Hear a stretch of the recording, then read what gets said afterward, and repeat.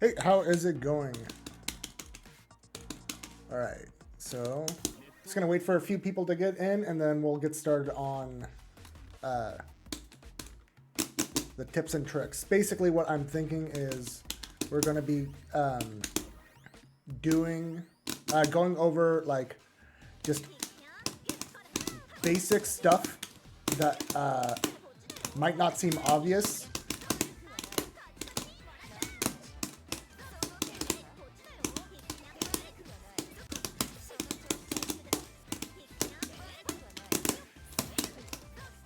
Oh yeah, while I'm waiting, I remembered I was going to test something.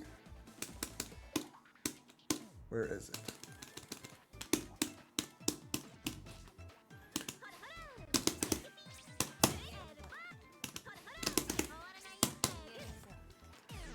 Okay, that is good to know.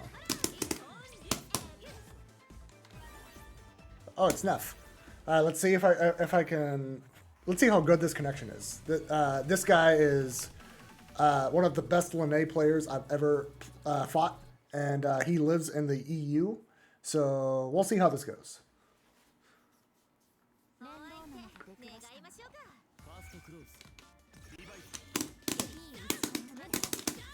188 or 138 milliseconds.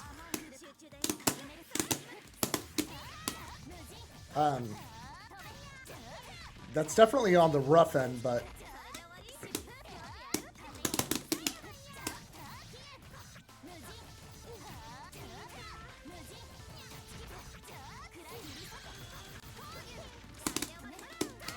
wait, I had to hit that behind. That's funny. Hey, how's it going?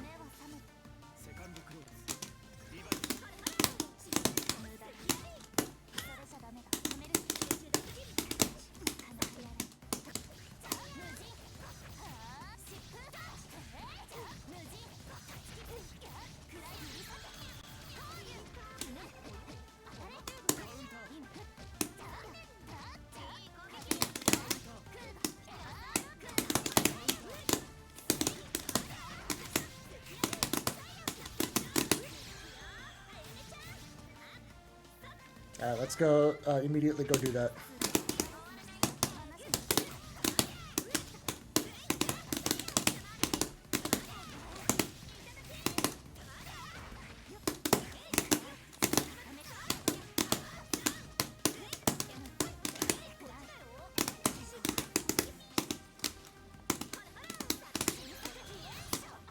Oh, that actually caught my recovery from concentrate. Interesting.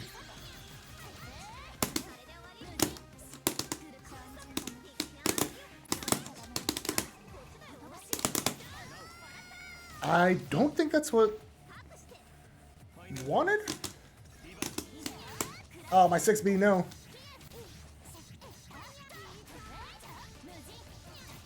Oh, 6B probably would have lost anyway.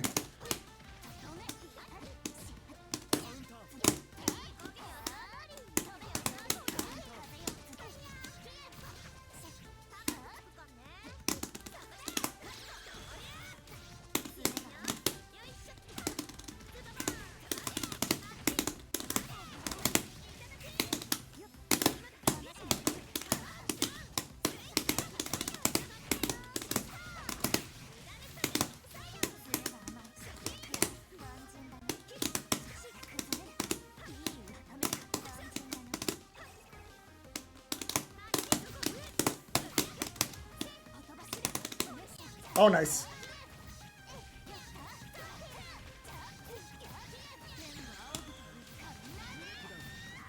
Honestly, this is more playable than like I would expect. It's like, obviously there's rollbacks happening, but like I'm able to do my stuff, and I'm definitely losing more to like decisions than I am to the netcode. So like this isn't bad.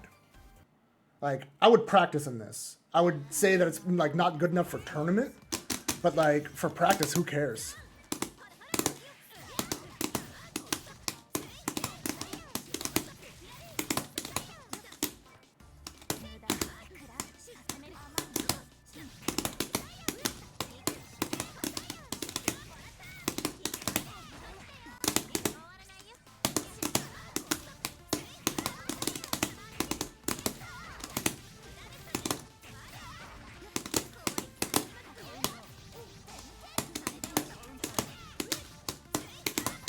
Yeah, you don't get an A button meaty off of that.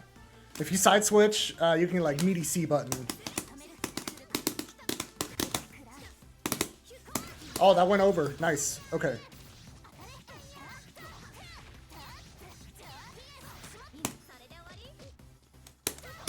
Oh, I needed to have a 2FF there.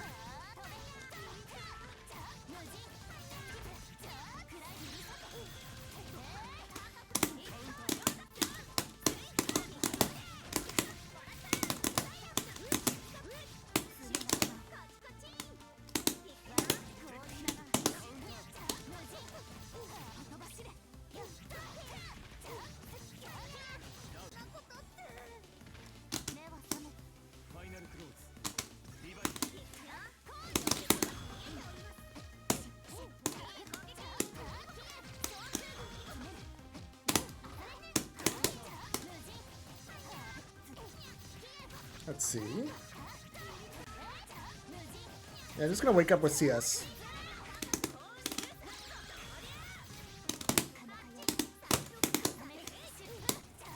Oh wow, that's sick. That is definitely the changes to the Kuga buffs in action. Oh, if I see that, I need to 4B. Okay, but yeah. Good games to Neff. That was, like I said, he's really good. And I'm still, like, getting used to the new systems.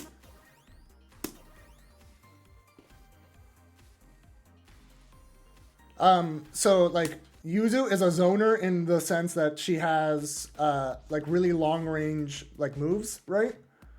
But it... Like, ultimately, you have to play her how, what in the way that works for you.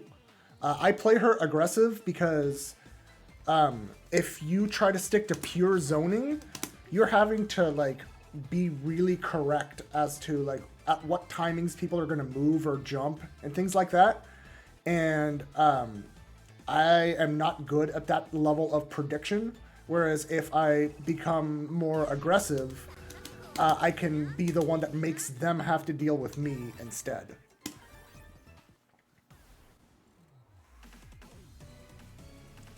But like, you're gonna see a lot of different styles of Yuzu. She has no right way of being played.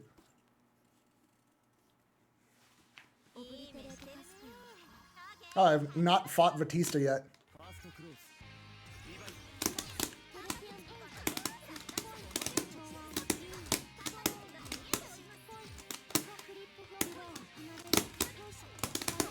Oh yeah, I needed to 2-3-6-8 after that, because Batistas love that setup.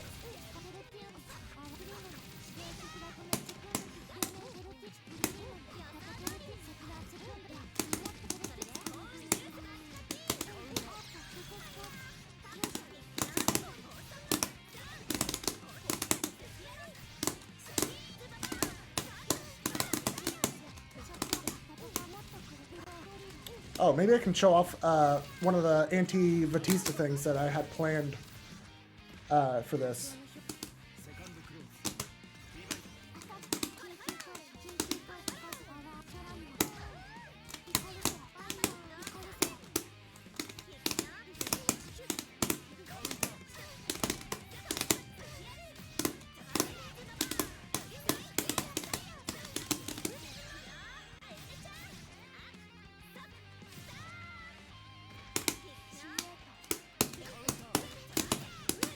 So the reason for that jump is if you jump forward at a Batista,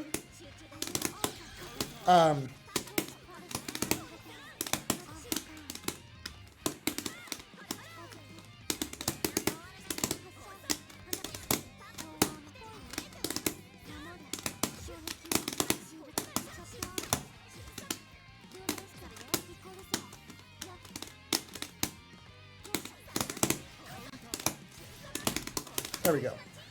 Yeah, if you jump straight out of Batista like point blank, flash kick whiffs.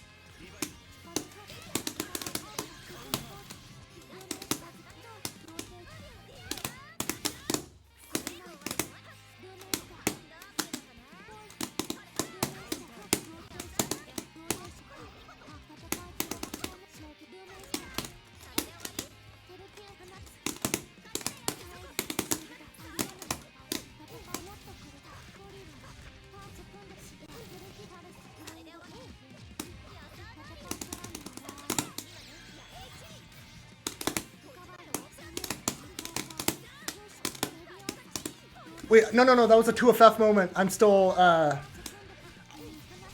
in clear. No. Alright, yeah, I deserve that for forgetting. I used Gord last night a little bit. He feels great. Like, Mortal Slide feels so good. 5C feels so good. I haven't gotten used to using his dash force function yet, but even that seems really strong. If you pre-purchase, it has to be the deluxe edition, and at this point, I would say that, like, just wait for tomorrow. Wait, is B-Laser Aaron blockable? Because I thought I was blocking it.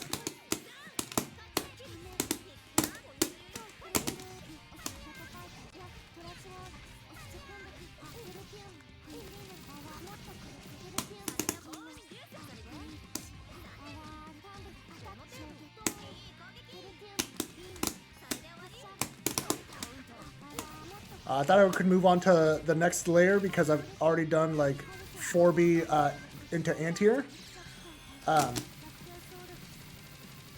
But that just means I have to keep doing it. That's what I thought, but I swear I'm like holding back.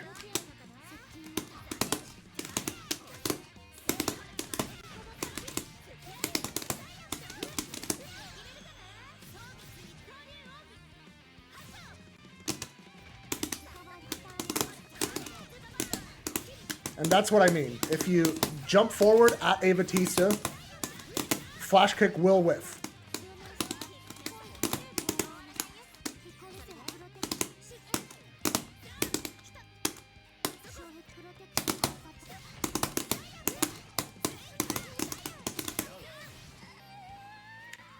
Yeah, this, you know, clear routes work. All right, that was just a call out. On round start. There's no way I'm like reaction 6 being there.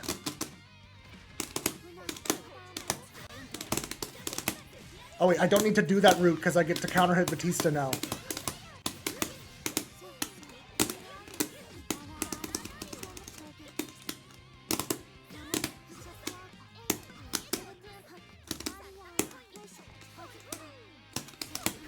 Oh, nice! That was such a that was so sick because he was ready for the special cancel.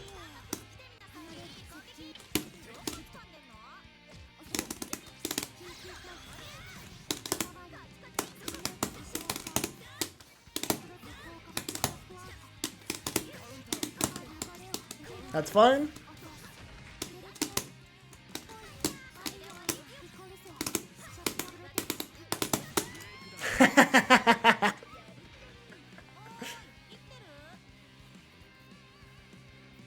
Two and 4C, you need chain shift. It's considered a DP, so without well, I guess, you know, Merkava's is an exception and stuff like that, but like hers, you literally cannot combo unless without CS. Or if you get a really hyper specific counter hit, single hit 2-1-4C, and then you can pick up. But like, it's not that's a Twitter combo. That's not gonna like actually happen.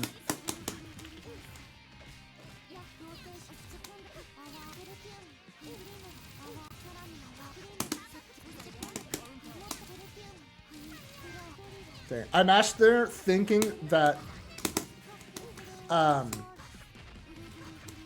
Foxov would be caring more about cycle, but you know, sometimes a player will choose to not care about cycle and then they score a hit thanks to that.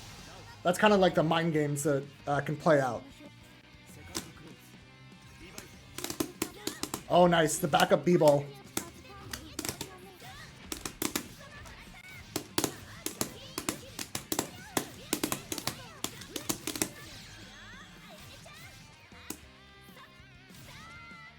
I've been doing a lot of C teleports.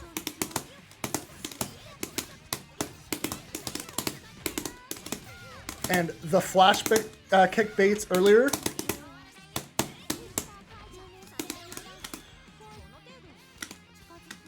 You can kind of hang back there.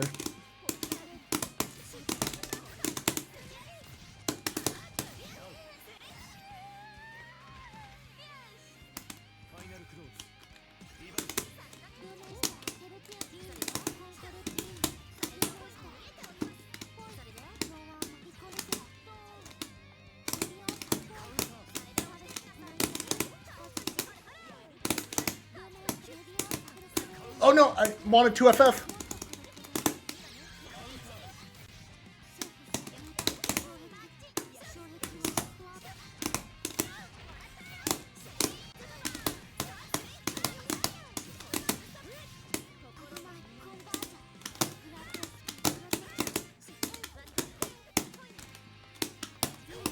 Oh, nice.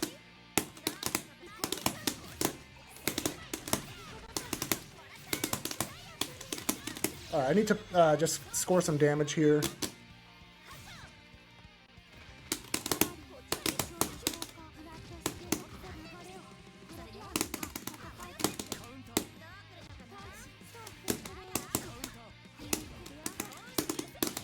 Yeah. So the teleports don't remove charge, but they mess up her charge. Like if she's holding back charge, it becomes a forward charge. Yuzu's damage is lower.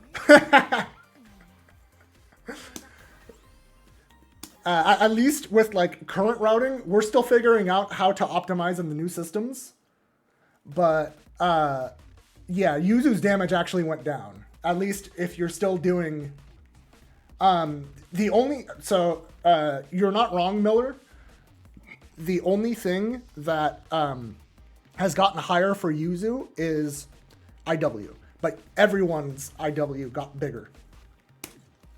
All right, but now that a good amount of people are here, I want to just kind of start going through like the tips and tricks for like new Under Night players. Batista is a charge character. Yuzu is not. So, start with that. And we'll just go with the base, because base Yuzu is quite good. And let's see.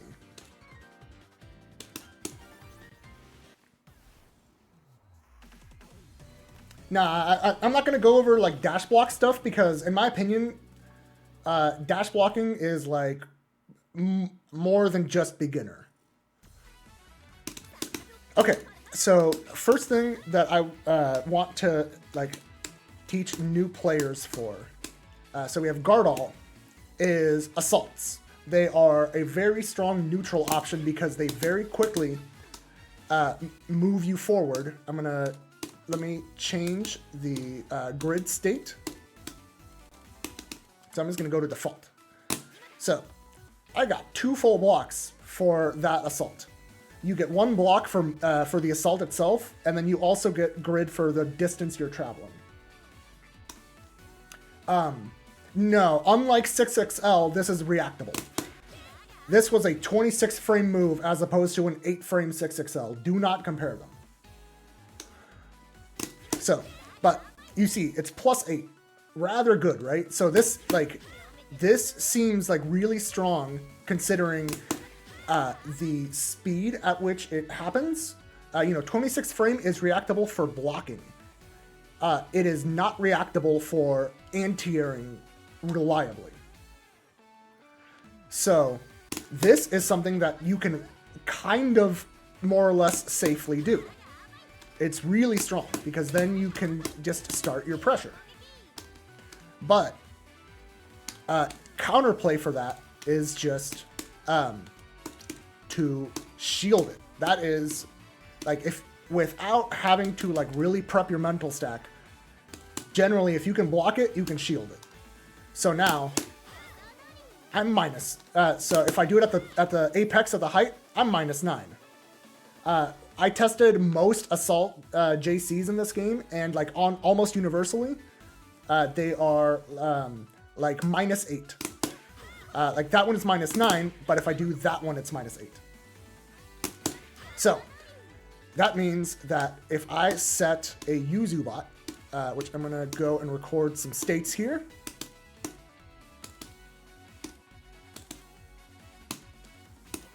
All right. So I'm gonna set her to assault and then attempt to block. So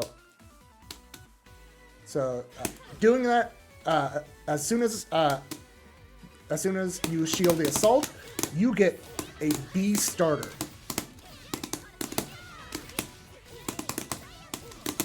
You get a great combo for shielding that. And now you might think, if it's that easy to punish that, why would anyone ever assault? Well, that's because you can do that. So if they go empty low or empty throw, you get grid broken and you're going to eat a fat combo. So that is the RPS around assault. There are ways that you can sort of mitigate it though, because you can do like assault into delayed air normal, and like you see that I'm doing it pretty delayed, and I'm like -1 here. I'm +1 if I like delay it max. But by delaying it, if you notice that someone is delaying it, that means that you can on reaction 5C it or like anti-air it. You see here, if I do max delay, that's a 37 frame move. You can absolutely press your anti-air on reaction to that. Yeah, assault into grab will absolutely grid break. So I'm gonna do that.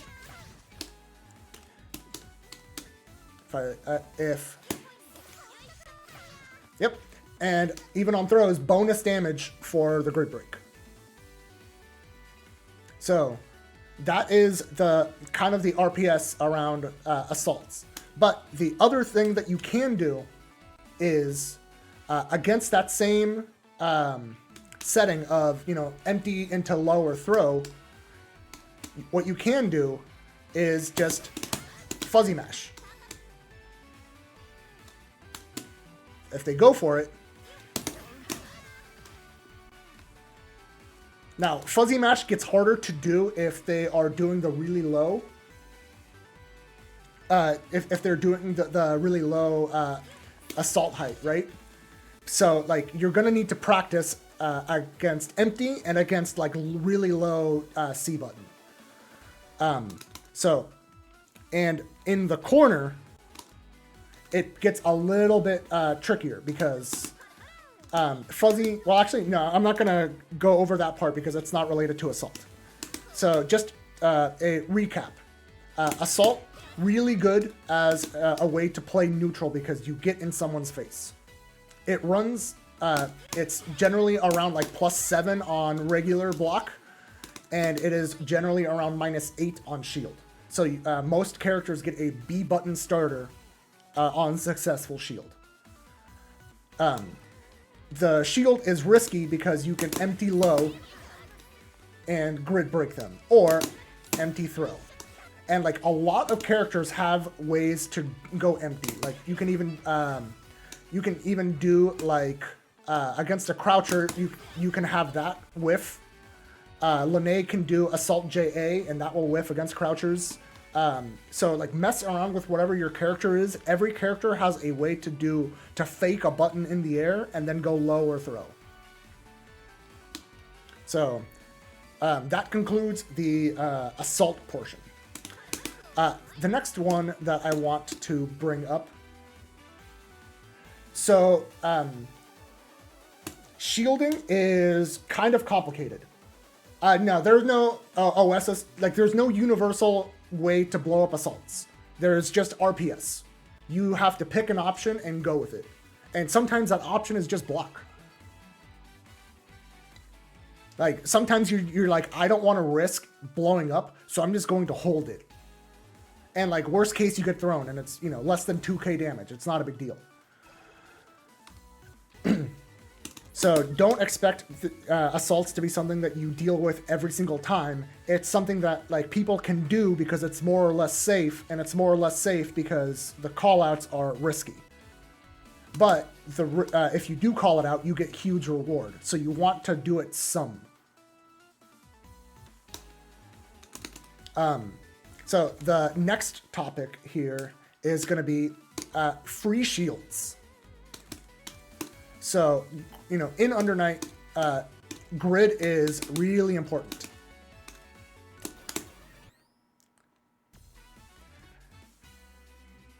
Yeah, shielding adds, removes 3 frames of recovery. So you recover 3 frames faster, but against air normals, and it's air and normal specifically. It does not apply to air specials. If you shield an air normal, you recover from blocks done 3 frames sooner, and the person in the air gets additional landing recovery that scales with the strength of the button that got shielded. Like an assault JA on shield. I'm going to bring up, let's see, where is Phonon? Here we go. So I'm going to set her to assault JA. I'm not trying to do that. There we go. All right. So let's have her do that. Minus 15.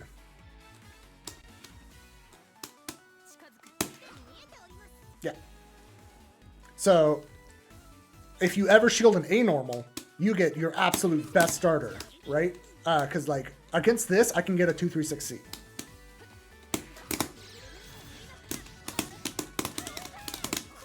And like it's huge damage. So like assault JBs will be probably in the like minus 10-ish range, and assault JCs are around minus 8. Okay, but free shields is the topic now. So that's not what I want. Here we go. Fireballs. That is the quintessential free shield. You see one, take it. Look at that, how much grid I got. So I'm like, I'm kind of following them. That's not what I want. Here we go. You get half a block right there for just shielding that. That really adds up over time. You know, sometimes obviously you want to jump fireballs, but I'm just saying, like, a lot of times it is advantageous to get that small free shield to just get incremental advantage. Other examples of free shields. Gordo.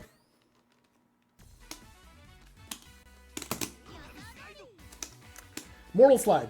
It is 2 hits at pretty much all spacing except at the very tip. And you're just going to need some experience to like know when to be going for the shield. So you do that. And you don't want to shield the first hit, because it like you'll see that it's too fast to like reasonably react to the first one. Because Mortal Slide is like around like 16 frames, something like that. So you do it, you block, and then you green shield to get that, and that is how you get that big grid swing. You get a full block. So, many multi-hit things you want to be doing the shield for. Because I'm going to remove the auto shield. Alright.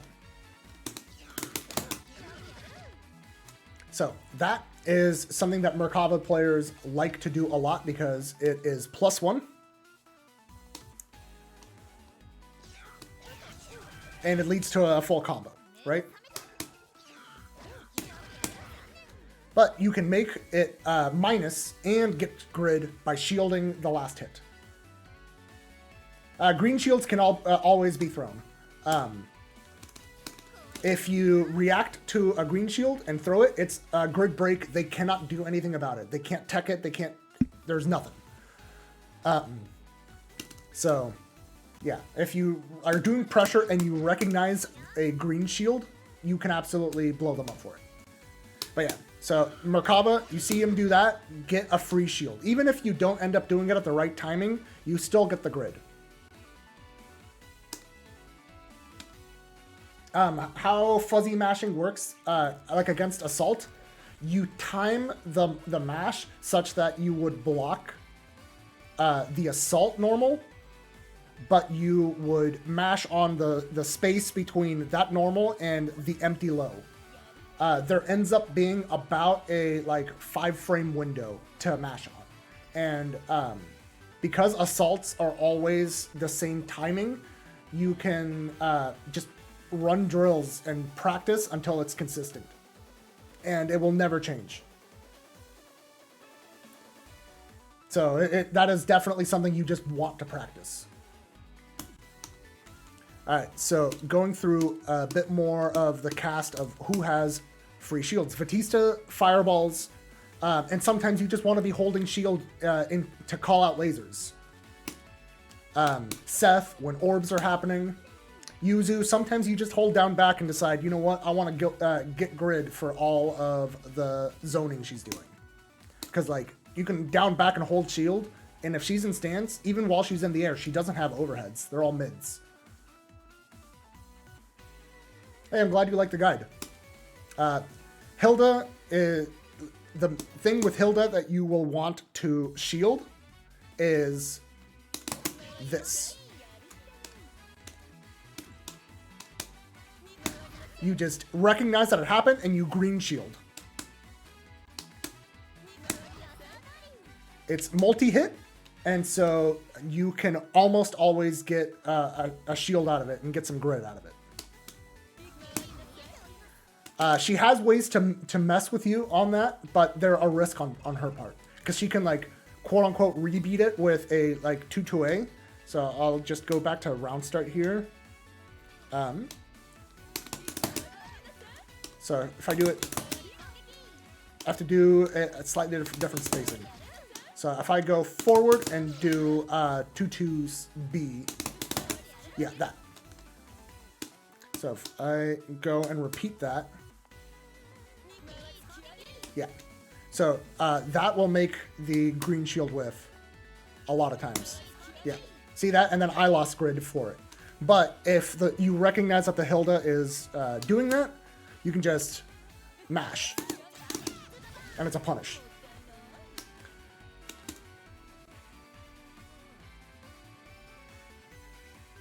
Oh, I plan on setting up a bot and stuff. I've just been pretty busy with work this week. So I'm just basically coming straight home from work and booting this up. But yeah, that'll come. I'll get a bot with the Undernight Discord, resources, things like that. I do plan on it. Alright, so next, Chaos. Free shields from Chaos. We're literally, sometimes you can just hold down back against him doing anything with the dog.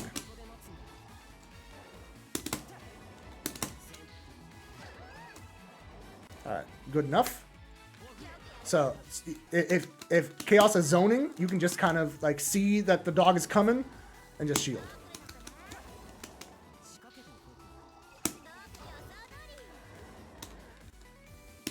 Nanase has fireballs. Byakuya, nothing ever that's a really guaranteed free shield. So I'm not going to worry too much about that. Phonon has more fireballs. Mika is a double-edged sword. I'm going to cover Mika another time just because shielding with her against her is a complicated matter. Just to put it briefly, shielding both kills Mika and gets you killed by Mika. She has a lot of things that if you happen to shield it, she just dies. But she also has a lot of ways to call out shield and grid break you and kill you for daring to shield. So, yeah. And so Wagner, the main thing about her that you want to make sure to be shielding is not the drill itself, that. So that is a pretty strong option from Wagner. As you can see, it leaves her at +9, but it's 2 hits. So it is a guaranteed double shield.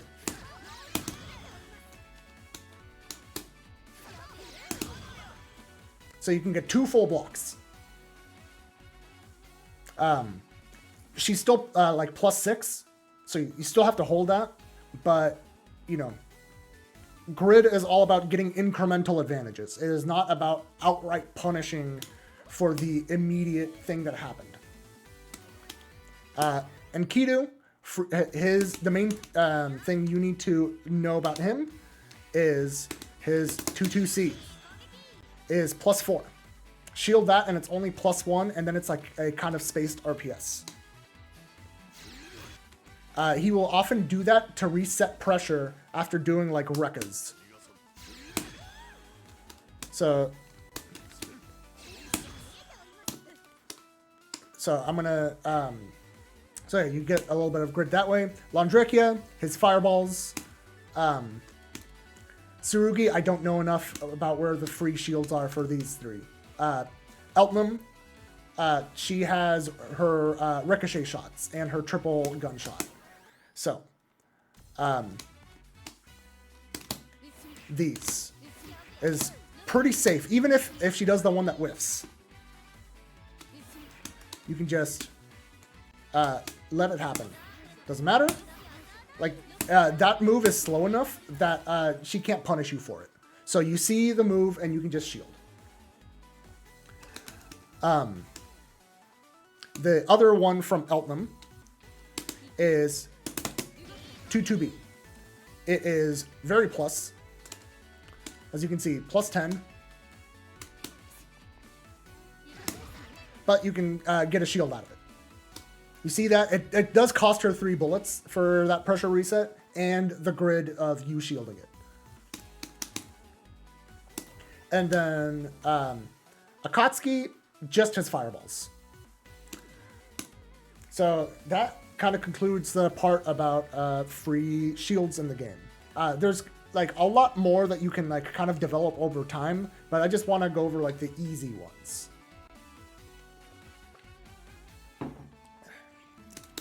So now the next thing that I want to go over is like pretty universal stuff. Yeah, so I'm gonna do Akatsuki Hide.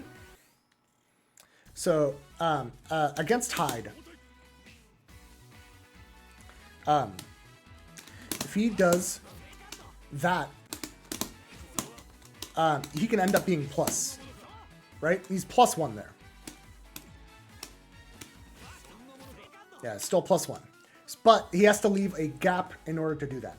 So this is like a very common thing for Hide players to do. And you can just DP through it. Or VO through it. And it's a punish, like it's guaranteed. Guaranteed if he does the follow-ups. I think he can block if he only does the first one. But like, just know that this is an answer if Hide is constantly doing this to you.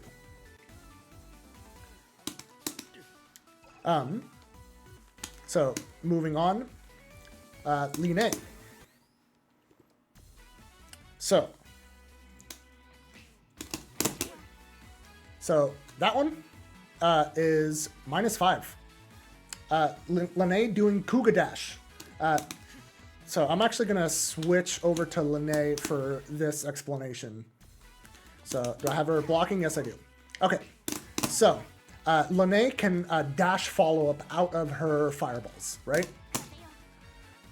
So as you can see, -5. A lot of Lines will do this and then start pressure. Don't let it happen. At tip spacing, it can become plus. but it is like decently tough to get it. So that was +2. This is -2. -3.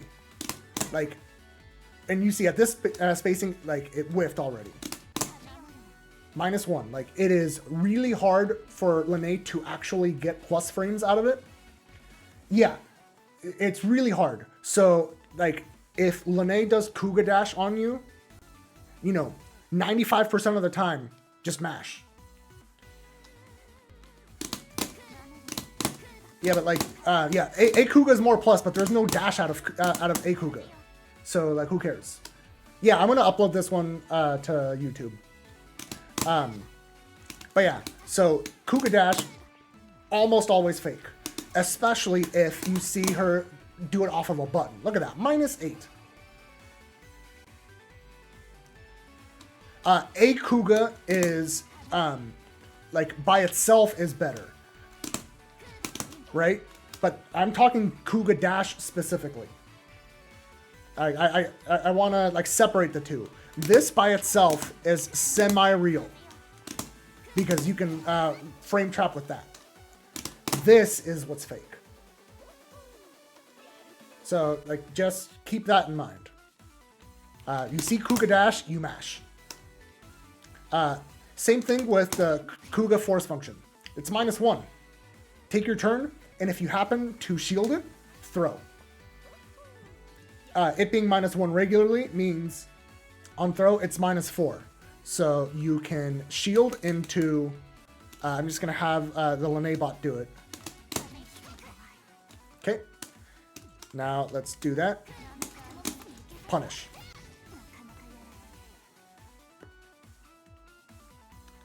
New specials with the blue effect? Oh, you're talking like these. Think of them as like combo enders to help like new players. I haven't seen much of a use for them for Yuzu, but I have already been seeing uses for them for like Merkava and Akatsuki. So it's going to be character specific. Alright, so moving on from Line. Yeah, it's an easy way to combo into super. Yeah, I'm uploading this to YouTube for sure. Let's see. Waldstein, main thing to know about Wald. His B grab is fast, but it's techable. You have like 19 frames to tech, if I remember correctly. So you can just get him off you. And you would ask yourself, like, why would a Wald ever use a techable command grab? And the reason is you saw the size of this grab. That's a 6-frame move. So at that range, he can blow through what would normally be frame traps. Hey, Smiles. But yeah, that's about it for Wald. He doesn't have anything that is too gimmicky. The only thing I would caution is I don't think that is real anymore. Yeah, he dies if you do this.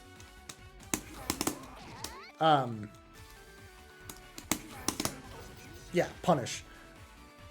That used to be Giga Plus even on Shield. No, he can't do that anymore.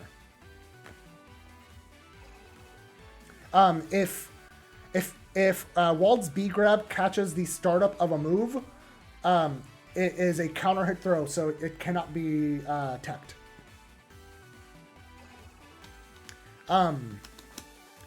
Shielding claps, I think is a bit more complicated than what I want for a new player. Just for now, just knowing that you can tech the B grab is pretty important. But like dealing with claps is, to me, not as important because they're fast and they're risky. Yeah. No, the Steam release is tomorrow. Yeah. So let's see. Next one, Carmine. Hold on. Before I start with Carmines, I need to remember what his new command grab is. That one. Okay. So, if Carmine ever does this, hold on. There's that option, and then there's also, hold on, it's 214 BC. So, he throws out a wheel, and he whiff cancels it into his command grab. The answer here is to jump forward. It cannot be back. It has to be forward.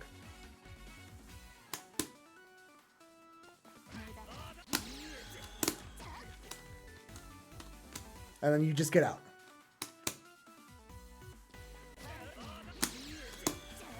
And if you don't like punish, it doesn't matter. You got out, and Carmine spent 100 meter for nothing.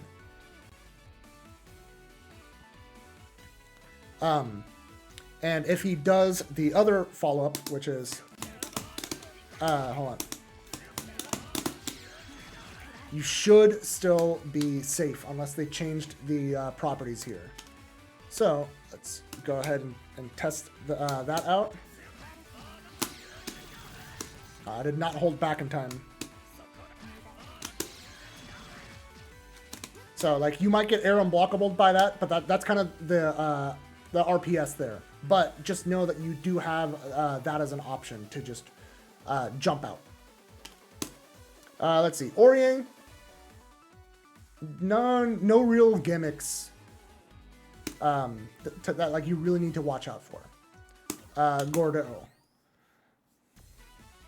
So I'm actually gonna switch positions here. So Gordo, this move is going to be the bane of a lot of players' existence. The Persona challenge, or like you're challenging the 2-2 is, yeah, I mean, I actually will go back to that. That's a good point. But now that I'm on Gord, this is RPS that Gordo can force on you. So as you can see, 2-2A, big ol' scythe, +7. And if I'm going to have Lene press a 6-frame button.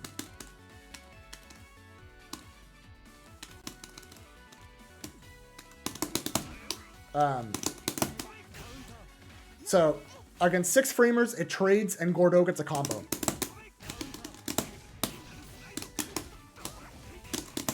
So you don't want to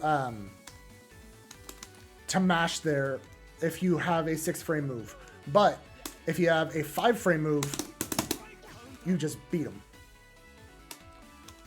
This is fake against 5-frame characters. That said, Gordo can do that to punish you, and he does get a combo for it.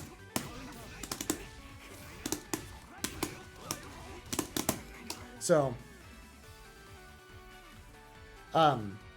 that is one way. But if you don't want to play that RPS and you'd rather just block, so doing this, so this move is 11 frames. This is +7. So if you end up with a good spacing after, this starts being fake. And by good spacing, I mean in the corner, this is harder to loop. As far as why it's harder to loop is Under Night is weird where pushback from blocking is actually bigger in the corner. So that makes it so that you, if you shield any of this, he gets pushed back a lot farther. So if Lene ends up reacting to the 2-2A, which it's 21 frames. That's like a pretty reasonable reaction for just a shield. So if I get a Lene to shield that, then suddenly she can challenge. Let's see, where is the shield option?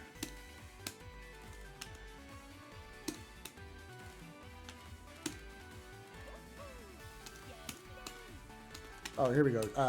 Where's the shield activation? All right, so that makes it only +4, right? So that means that after the, if I go for 6-6C again, it ends up being like a 7-frame gap. Yeah, I'm doing pretty good. So now at this point, you can reaction, or after the shield, where is it? There we go. Can I get a 6B?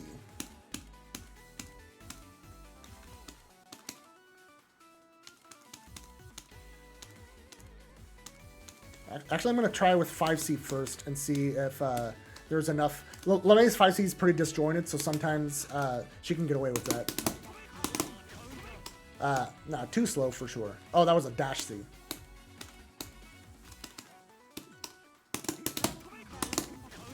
Nah, still no. You're going to need a faster button.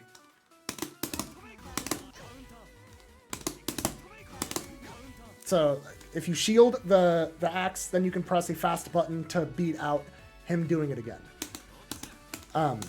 So don't let him repeatedly do that over and over again. He has to, like, the answer for him to deal with people shielding it like that is to purposefully make his pressure worse, at which point you no longer need to shield to beat it. Because then you can just do that, back off, and then whiff punish. But if he's gonna back off, that means Lene can like do like a dash 2C.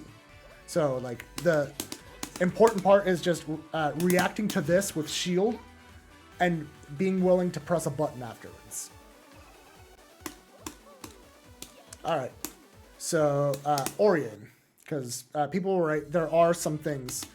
Sometimes people, Orion players will like to do like, let me get rid of the shield for a sec. All right.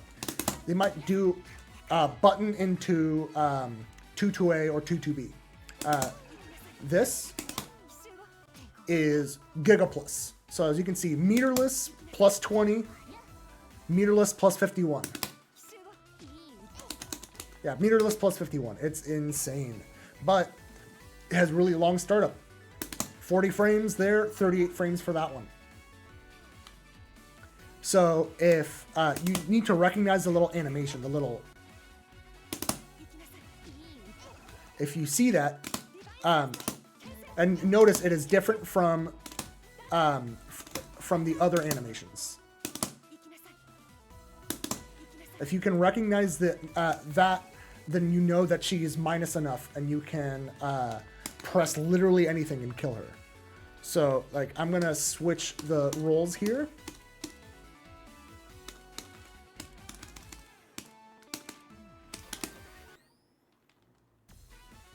Okay, and so let me do that.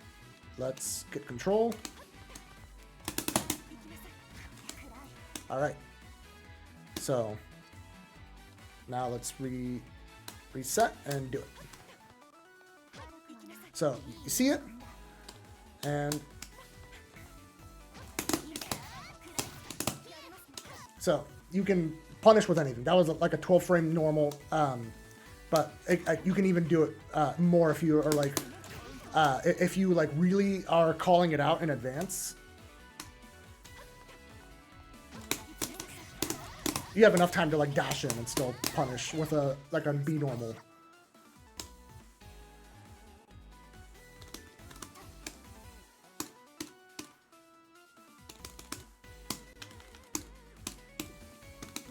All right, let me double check it there.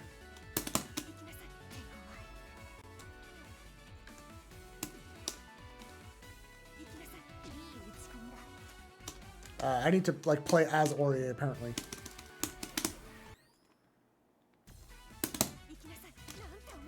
Okay, +28. Still ridiculous.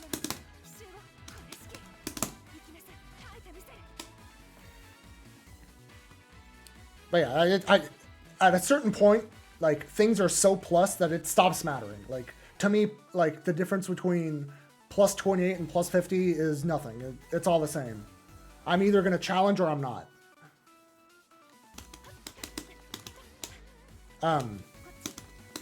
But yeah, so just know that you can challenge that.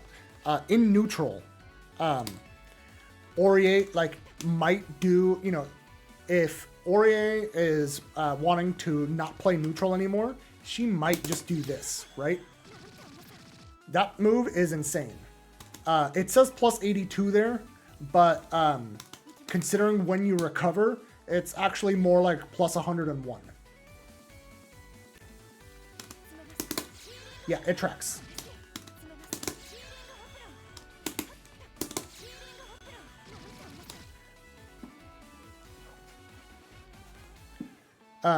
So if you see Aurier do this from full screen, I'm going to set the other Aurier bot to do it. All right. So let's have her do that. Run forward. It tracks where you're at when she does it. It does not track you going forward. You don't get to punish or anything unless you have like a really fast move that will like reach. Like,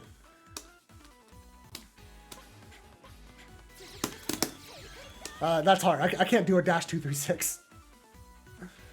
Yeah, like if you have a really fast run, you might be able to.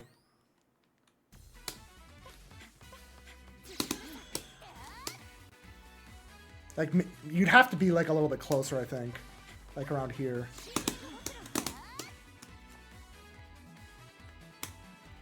Like, I don't generally expect a punish for the 2-2C. I just expect to get out. Yeah, like, I would just keep running and start pressure. Like if she does this, all I recommend is just go in and start pressure. Don't worry about it.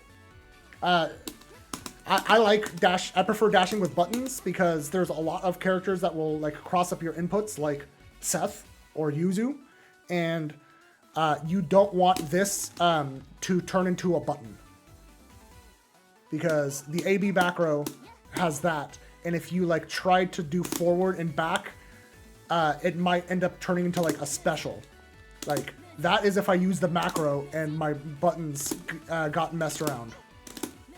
So, like, you end up just getting whiff punished for a move you never even wanted to use. Dash macro can be useful in neutral, but, like, I don't like using it out of moves. But yeah, so just to reiterate, 2-2C EX flash, just start running. All right, Merkava. Actually, I'm going to pick Merkava here as well. So, I kind of went over this one, but get your free shield because that is the only way you're going to incentivize him from stopping that because it's +1, so it's just a meterless pressure reset, right? But if it is worth noting that if I do this, his fastest normal is 6 frames, right? So if you have a 5-framer and you mash here, you trade.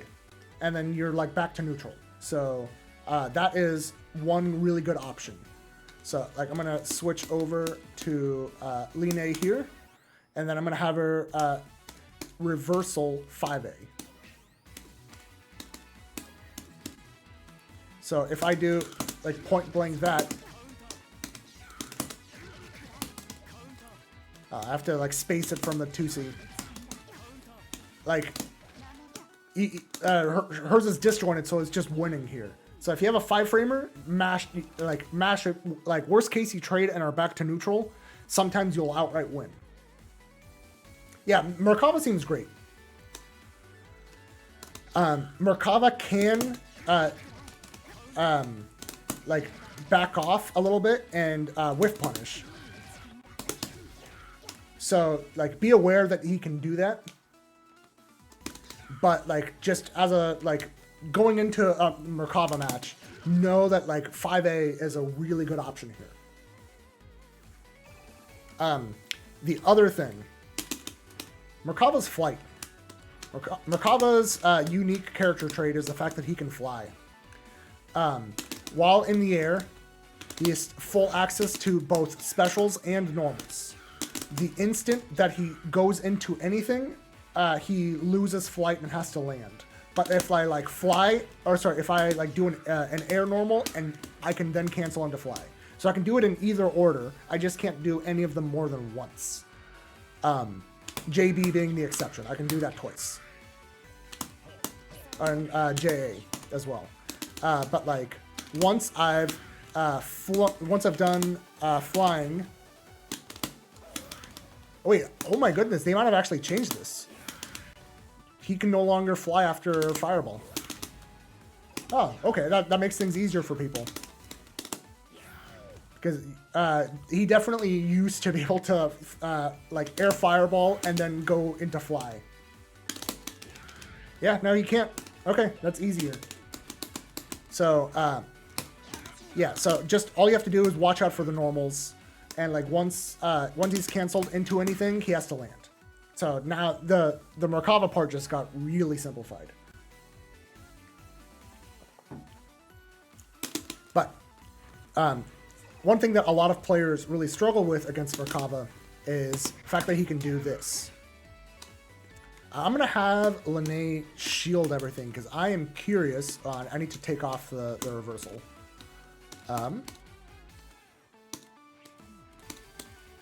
And let's go have shield on.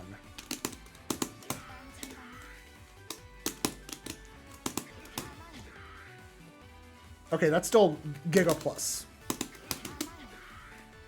So, just like in old versions, shielding gets you grid, but I don't recommend it against flight.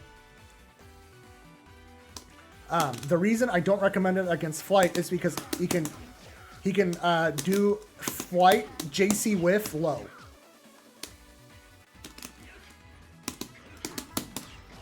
So I do not recommend it. Instead, if Merkava starts flying, back off or run all the way forward. Like those are your two big options. So I'm going to switch the roles here. So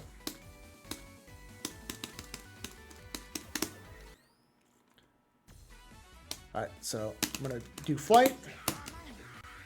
All right, so the reason for backing off, if you see it, you can on reaction anti-air it. If you have the space, you can do it. Up close, it is way too fast. I tried, and I know it's coming. No, he's too fast. That's why if you see flight, one answer is to create space so that you can be ready. Right? But if you can't react to his fly with like a jump normal, I don't recommend it just because Merkava has amazing air-to-air buttons. Like this normal cut is like half screen and has so little recovery. I can whiff it, go into flight, and then do it again. Like if you react to him jumping, you might just run into an air normal. Also, he has that as like a way to like retreat. So like if you react to his jump and then he like does the fireball that makes him retreat, you're just gonna get hit. I don't recommend air-to-airing Merkava until you've gotten more experience with the matchup. Like I definitely air-to-air him, but like I play Merkava and I understand like the few moments where it's like good, but like for beginners, no. So, but like the issue with the walkback and the reason why, no, creep, you're gonna get punished for it very likely, because let's actually try it, because I don't want to dismiss potential new answers, because so if Merkava does that and I try and reaction do that. Oh, that's actually a good way to just go back to neutral. But I want to see what the frame advantage is, because there's definitely a chance he could punish this. Let's go ahead and do it again. -5. No, Merkava will not be able to do that. That is a really good idea. So you're still gonna want to be like somewhat far so you can properly react. But yes, this is going to be a good answer for just returning to neutral. That said, like if Merkava is focused on zoning, maybe the backing off or like waiting for this isn't good enough. Like if you need to like kind of score damage and you think he is like in zoning mode, you can call him out. So if you think he's zoning, right? Like if he does that, run under, and now all of his stuff is gonna whiff. So if you do that, if you run under, now air-to-airs become really good. Because the most important OS as a beginner, if your character has an anti-air OS, that one. Lene doesn't really have an anti-air OS.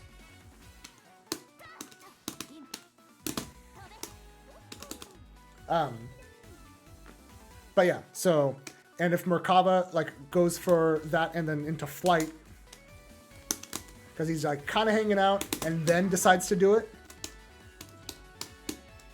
but you already ran forward, it's gonna whiff.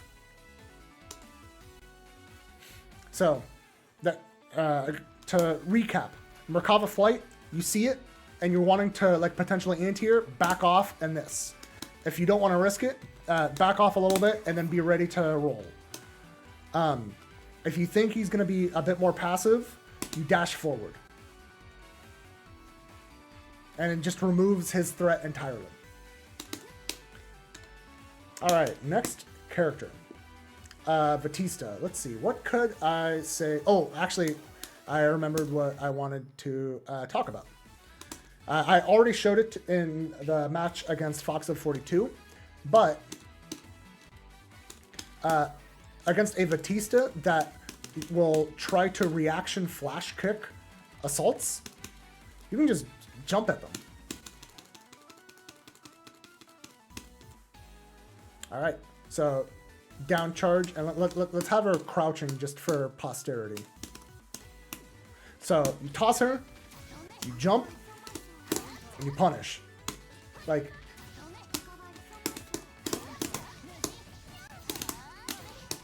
yeah, you can, I'm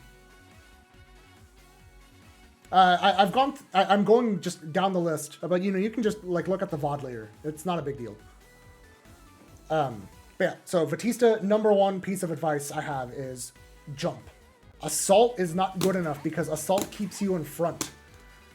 And also, when you jump, don't press an air normal. By pressing an air normal, you are extending your hurt box. If I go do this and I press JC, well, Lene's is cheap, but like a lot of the cast is gonna get hit there. Like, don't expect this to be like universal. Lab it out what your options are with your character, but at the very least, jumping forward will make Batista's flash kick whiff. And like you can do it even easier mid-screen. So, yeah, jump forward at Batista if you think that they're waiting to a reaction flash kick. At that point, you force her to play like a more quote-unquote honest defensive game plan where they have to mash out with regular buttons. All right, next character. See, we're not even halfway through the list. Seth. Nothing big with Seth. The main thing that you want to be aware of with Seth, the orb. So, the orb is a projectile that doesn't fire for 3 full seconds after it's been set. 1, 2, 3, fire. So, that means you know when it's going to come. The direction of the orb tracks your position from the frame it was at when it got fired. Hey, Furza. So, if you sets orb, right? And I'm going to go ahead and do that. All right, so he's going to set orb. 1, 2, jump. Now it just went a different direction, and I got the orb to whiff entirely. So he's going to set it. I'm counting mentally, and then I know when it's going to happen. So I can either preemptively move to get it to fire in an incorrect direction. So 1, 2, get it to fire in a bad direction. Or wait for it to fire in my direction and then avoid it. 1, 2, and then... So that is what you need to be aware of.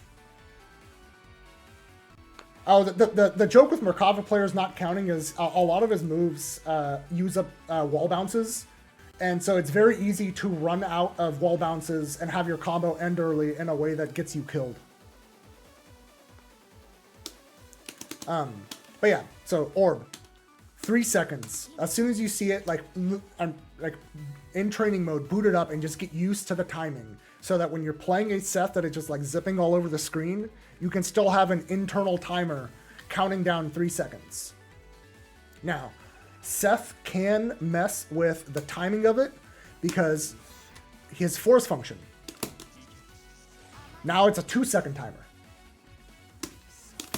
1, 2, fire, right? So if you ever see him do that, it's going to speed up the time it's going to fire. Now that's more like 2.5. That's a partial charge. 1, 2, fire.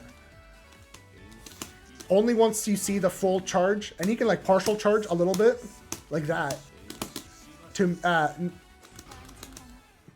speed it up. But once you see the full flash, it's 2 seconds. So like, just be aware that this is going to cut out the timer a little bit.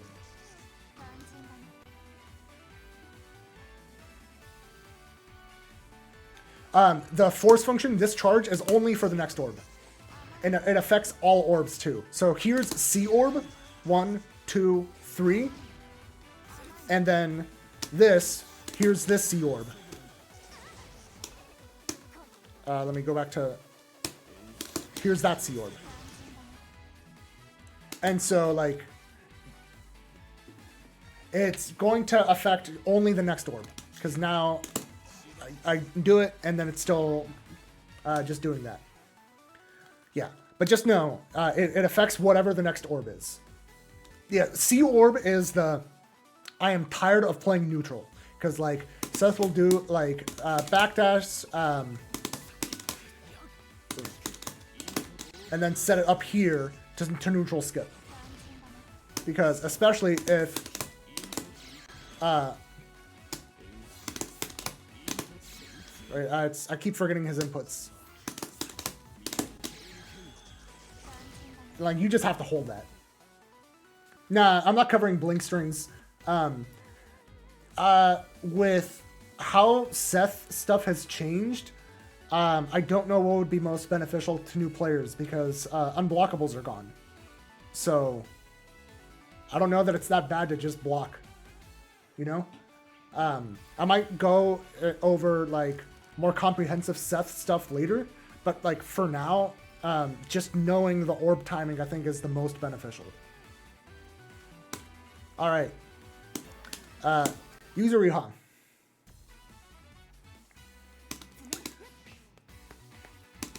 But like Seth has so many ways of messing with that. So the main thing I want to cover with Yuzu is you're going to see this from like newer Yuzu players a lot, and it is this button. This button is going to feel unbeatable to you until you know how it works. And it's going to be really annoying to pressure a Yuzu that just smashes this. So, let's just kind of go over what what that button does. It is a 7-frame parry. So,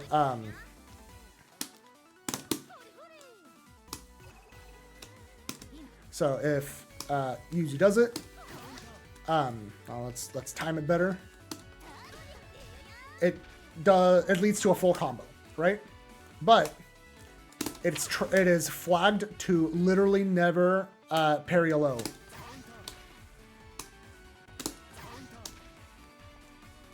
So if you think Yuzu wants to press 4B, just do nothing but lows.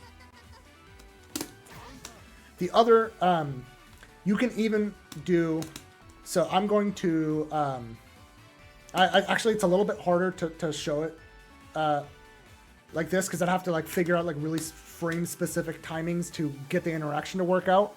But just know that like the parry box is, not jumping. All right, the parry box is between like her shoulders and like about where her belt is. So even mids that hit down here, like Yuzu 4B can't parry this, even though this is a mid, right? Even though this first hit is a mid, she cannot parry this. So I'll get to the hitbox part of 4B in just a moment. But the parry part can't parry this, and it also can't parry even overheads that hit below it. I think Akatsuki is right at the end. Yeah. So Akatsuki's 6B, that move, the hitbox doesn't actually come out until the feet. This move can't be parried by 4B because it hits too low. This overhead hits Yuzu's feet and therefore cannot be parried. So like mess around with like what moves you have that avoid it. Another example, Hyde. His 5A here can be parried. His 5A here can't. 4B does not parry this at this spacing because it is hitting her feet. So just know that if you have anything that where the hitbox does not trigger the parry, you're going to win. So the next part of talking about 4B. So it's frame 7. So you can frame trap. It is not a real reversal. I'm going to have her do it as a reversal action. Where is it? Here we go, 4B.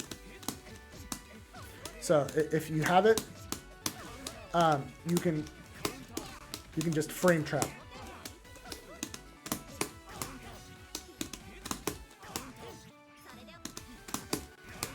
She can't. It's not a reversal.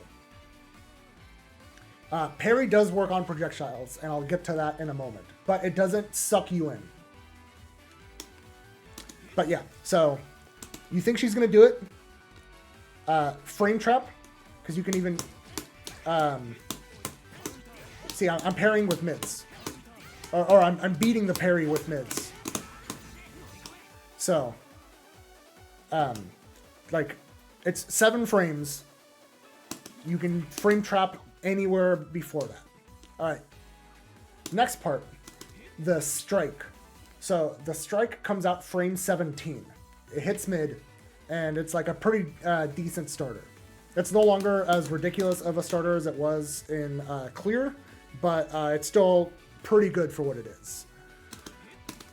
So, if you think that that she wants to do it, you can wait for it and then whiff punish. So 17 frame startup for the strike portion, and then you have about another 20 frames to whiff punish. So overall, as long as you react within like 30 frames, you're good. So like do that, and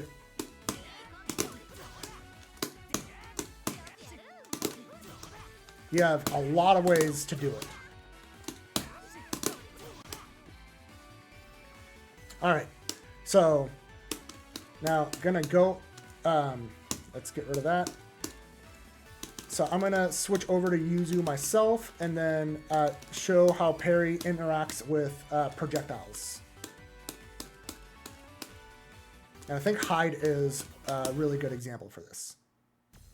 So I'm gonna set hide to do, let's see, what was, not that one.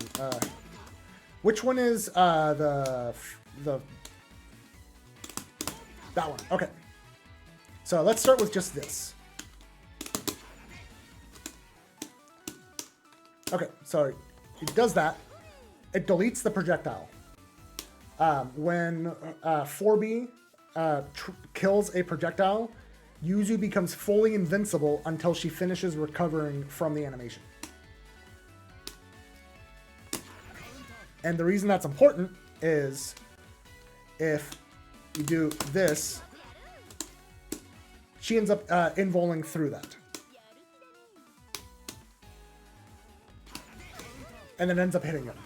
So she is invuln and then ends up getting hit. Even if they happen to go in past that, hey Lawful, they just phase through her. So just be aware, if she does nothing, she's fully invincible and you can't hit her. If you try and throw her in that, she can tech it.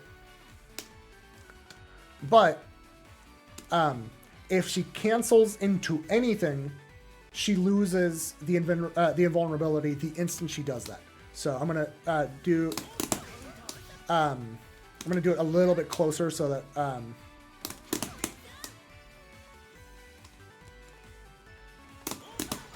yeah, I canceled and then got hit. So if I cancel into anything, I lose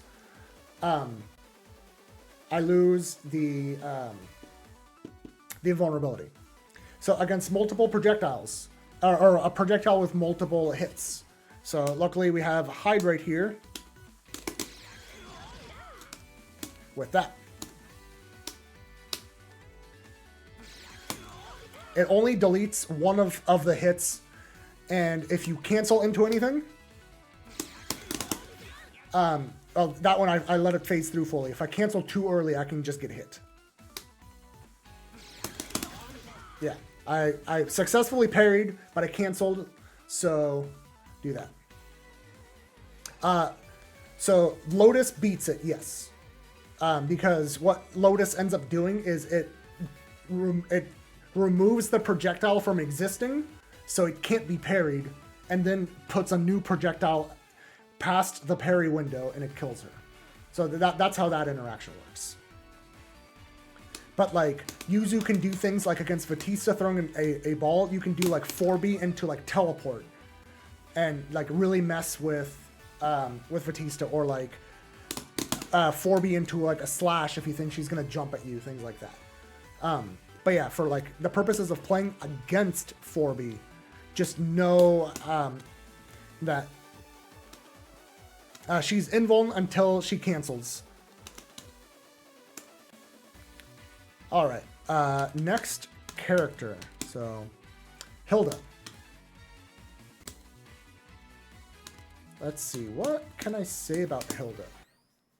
I mean, really the main thing is just like shielding multi-hits. Oh, no, I actually just remembered. So, she's another character whose animations you want to kind of learn. Dalek is asking, is 4B a safe media against CSDP? No, it is not. Actually, I'm going to go back to Yuzu for that. So if you recognize the 4B animation and you press a low 2A, it kills her. Oh, oops, I was not trying to do that. Yeah, I'll stick to Hilda, but yeah, all you need to know, 4B beats DPs. It does not beat Wake Up Mash, because Wake Up Mashes are usually lows, so they will generally beat out the 4B.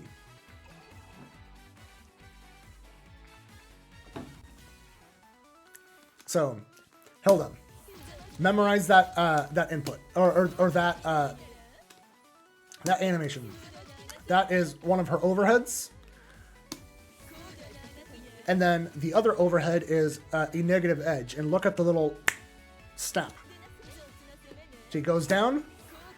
So I have to charge the... Yeah, so she goes down and then just goes down. If you see that, the pin is coming. It is way faster to react to the animation than it is to react to the projectile appearing. So I'm like charging and then, yeah. So the other one that you need to be aware of. So Hilda's 623B, the back spike, plus 13.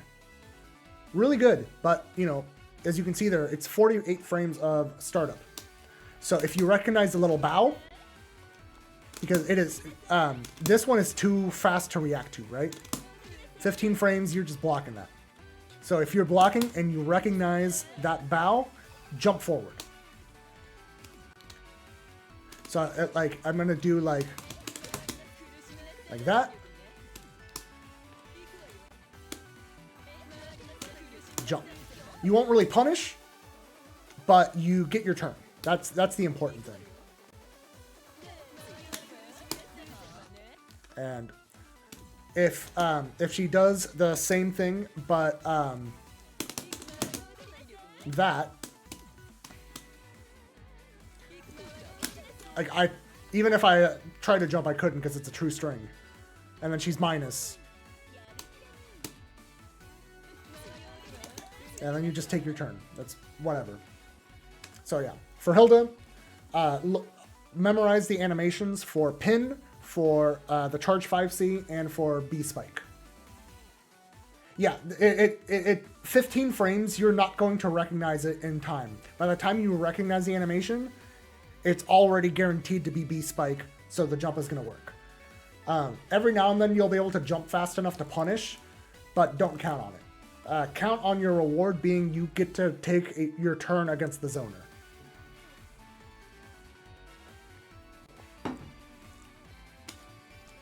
Let's see. Chaos. So, thing with Chaos, dog, very, very good. But the dog has recovery.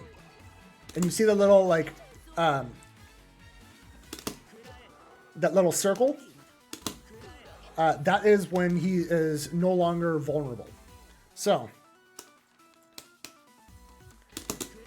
if the Chaos is doing short strings like that, I'm going to go back to Yuzu, you can just kill the dog. And look, it removes a little bit of health from Chaos. Killing the dog, it removes a little bit of his health. So just press an A button to kill the dog if you think he's going to no cancel. Don't always immediately mash, because Chaos can just do like that and then frame trap you. Yeah, and then you get counter hit, and then he can confirm into a full combo. So just be aware.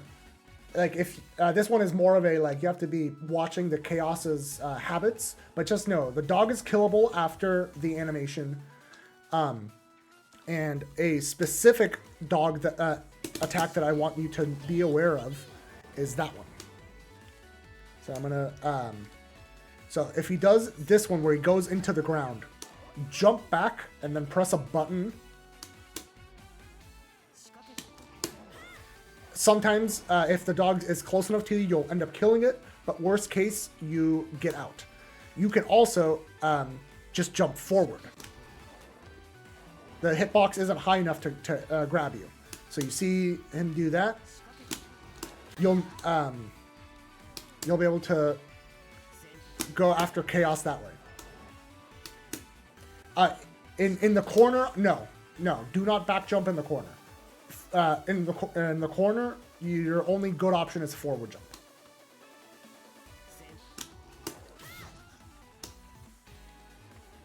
So, that is the main thing I would talk about with Chaos. Oh, the only other thing actually is this button. This button is a brick wall for a lot of people, like that are just starting out, right? So even at like really far spacing like that, like yes, the move is pretty fast, but it is not. It is only EX cancelable. So he doesn't want to rely on that move, because being minus 11 here, he has to hold a run up at this point. Like he can't stop this.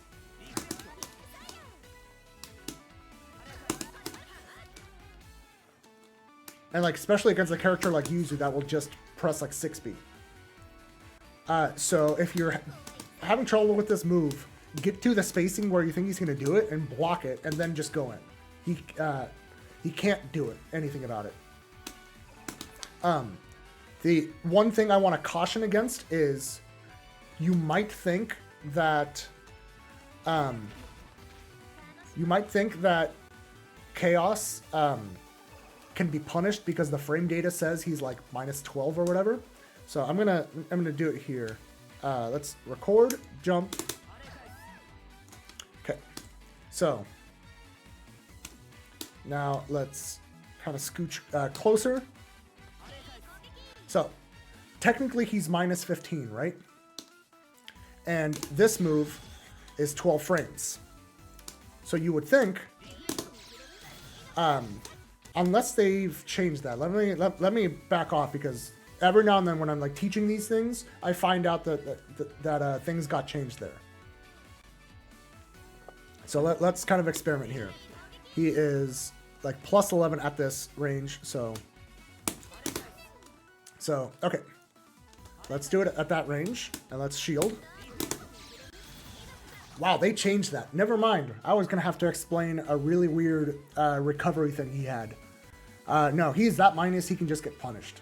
That is like really, really good to know. All right, if you have a move that can punish it, go for it. It used to be a really weird effect where he was, let's say, minus 15, but he couldn't get punished, but he could still block. He couldn't act. He couldn't do anything except block. But he was immobile until he was done. So it looks like that got changed, and now it is just... I don't know what achievements I was missing. Probably some of them were like Chronicles mode and maybe like some score attack ones. I also didn't do the trials with like most characters. Like, I've played Akatsuki enough to like win tournaments with him, and I not once looked at his trials. In clear, Akatsuki trials were like really bad, but I've heard they're a lot better now in this version.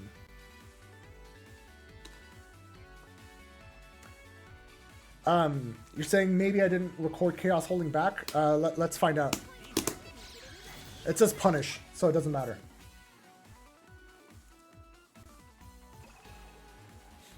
Okay, so moving on, the Nanase. Main thing that new players will struggle with against Nanase is her sword car. Her sword car is honestly really good, even though it has fallbacks or weaknesses. So the thing that makes it really good, it is fast. I'm going to switch to playing Nanase on my side. So this move is 7 frames. It doesn't hit from this distance in 7 frames, but it starts out in 7 and then keeps going and is active for a long time, right? But as you can see, minus 7 for the A version, and even more minus for B version. B version is very good still because of 9 frames and ends up going like that far, right? Yeah, this move is broken. I don't care that like you can punish it. It's still so good. Like, you will never stop Nanase players from using it because it is legitimately really strong. So, but what to do about it? So the hardest thing to call out is the no cancel. That one, you just need a read that they're not going to do anything. If you're going to call out the no cancel, I would recommend going for throw. Like, do that and then just toss them. Or, you know, have the enemy toss them. Where is... Yeah, ground throw. So do that and then just toss. See, it's a punish. And the reason why I recommend that over pressing a button is if you are realizing that they no canceled, it is likely actually too late for the punish and they might eat a throw. Yeah, I mean, they can cancel with chain shift, but like, or with, they can also like do that to be like a little bit plus, but you know, like, who cares? But, so the thing about Sword Car that makes it really good isn't just the fact that it's really fast. It also has follow-ups. So, the stab. Let's remove that for a moment. Stab, -8. That's the point blank frame data. If she does it from like really far out, it can be like a bit safer, but it's like hard to get that. Yeah, like that one's only -3, but it's like you have to start the stab from here. Like,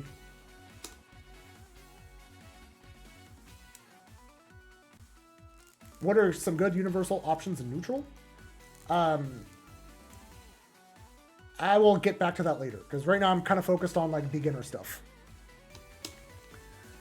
So, yeah. In general, you can rely on a Sword Car Stab being -8. So you get a B starter punish. Just press whatever your best B starter is, and then go to town. For Yuzu, it's a little bit tough because her B starter is her 8-frame B starter is 6/6B. So at the very least, get a 2A starter with her.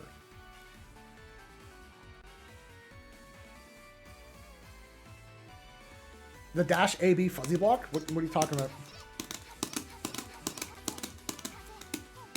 Like, anybody can dash block. That's not something to like worry about here. Oh, yeah. I mean, this one, like, that one, there's a 50-50 around it. I don't think outside of like point blank, you're not really reacting to this. It's just if you see her up higher, you overhead or you block high. If you see her go low, you block low. But like, she can do it spaced in a way that is like so hard to see that you're not blocking it. Like that is not under new player knowledge check territory. That is legitimate 50-50 mix that players have built their tournament careers around.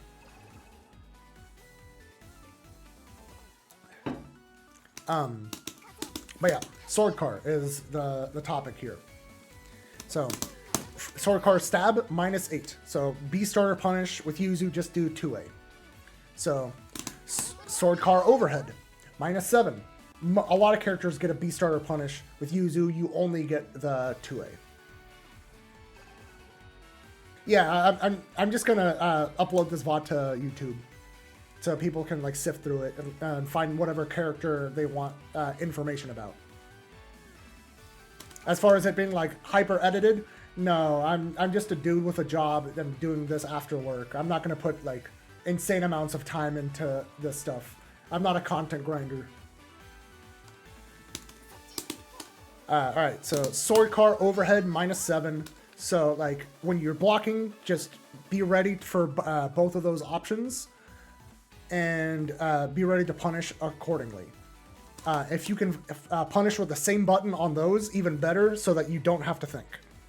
All right, the last of the Sword Car follow-ups is the pass-through. That one is -18. So when you are blocking, you are ready to react to the overhead. And if you see the pass-through, you can react with a 2C. So I'm going to set Nanase to do that. So you do that. So if you see her do that, oh, that crossed up my my input here. There you go. So it is very easy to react to all of them as long as you've like practiced it.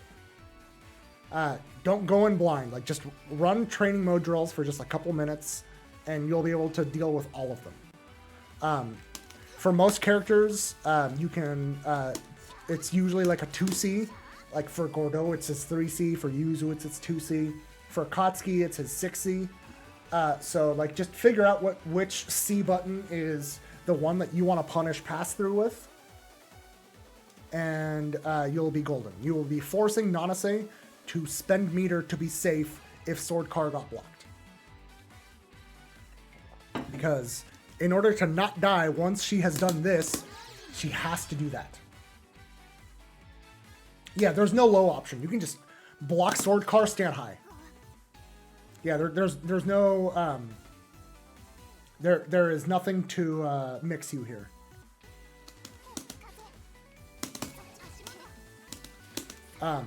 So yeah, that is the conclusion for like Nanase like beginner killers is Sword Car. Because this stuff is very annoying. It's still honestly really good even at top level. It's just, it is especially egregious at the beginning. Alright, let's move on. Byakuya. Do I have? Yeah, I do. So Byakuya, the main thing that I would caution against is that. It is a command grab. It is really slow though. Look at that. 33 frames for that one. And this one can go from farther away. Oh, this one doesn't even grab. Oh, okay, so it has to be like this spacing. But like 35 frames. Recognize this animation. And he also has an EX version. The EX version, you have to react to the animation and the super flash. So, if you see that animation, you jump. It's a command grab, right? So, if he does that, you react to it. You and if you're in the corner, you jump. You can neutral jump or whatever. On this one, you just jump back. And you're going to want, hopefully, a button that hits behind you. Yeah, I think for Byakuya, it'll be JV. Counter hit. For Yuzu, it's going to be her JC. Akatsuki, it'll be like his JB. Figure out which button hits behind your character, and use that.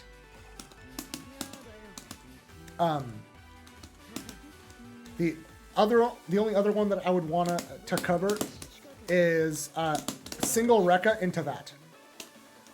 This is semi-real because it requires a little bit of a call out, but if a Byakuya player is abusing this, it is actually pretty fake. Like, I would say that it is okay for a Byakuya player to get away with that, like, a couple times, but you should be able to punish with a lot of things. Just like C button. Yeah, you can punish with basically anything. He does have a feint, so... but like jumping back, if he does that, you're still safe.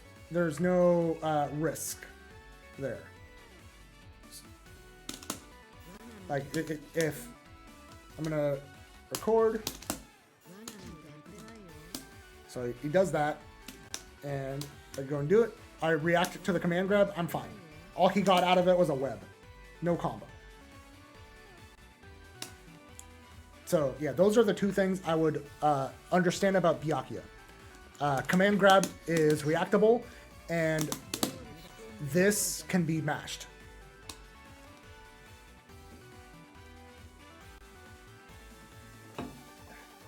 Obviously, this is a frame trap, but by the time he's done this, people can just reversal. Like at this point, he's free to veil off, because He can block Veil off here, but he would get hit by Veil off if he does any other follow-ups. DPs are just better here because he's in the air, so he can't block it at all. Yeah. No, Byakuya players don't want to do this unless they have chain shift available to make themselves safe. Because the last hit of Rekka is really, really minus. Alright. Phone on. So. A lot of people are going to get gate kept by this move. This move is cheap. Like, insanely cheap. But there's ways to not get blown up too hard. So, as soon as you see this, block high. The reason for blocking high is she has that, which is a very hard to react to move. 11 frame overhead.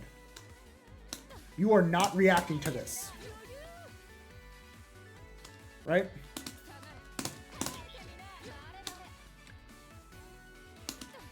And so, the instant you see this, just block high. There is no low option from 6FF. So, from 6FF, the other option is the A follow-up, which does that. Until she does this, she can't hit low. So, once you see this, with where she sucks you in, that's when you switch to a down block.